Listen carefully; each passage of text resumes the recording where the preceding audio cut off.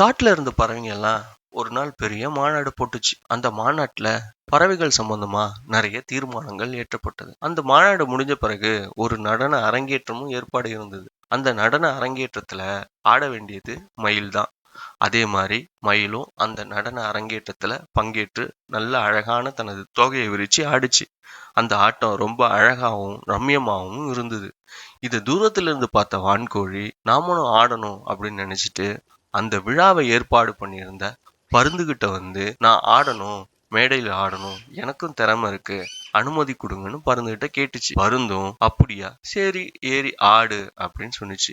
அதே மாதிரி மயிலோட ஆட்டம் முடிஞ்சோடனே வான்கோழியும் மேடை மேல ஏறி ஆடிச்சு. அந்த ஆட்டம் எப்படி இருந்ததுன்னா, மயில் ஆடுற ஆட்டம் மாதிரி இல்லாம அது ஒரு நகைச்சுவையானவும் கேலி கிண்டல் செய்யக்கூடிய ஆட்டமாகவும் இருந்தது. அதனால அவமானம் தாங்க முடியாம வான்கோழி மேடையை விட்டு இறங்கி வந்தது. இதுல இருந்து நீங்க தெரிஞ்சுக்க வேண்டியது,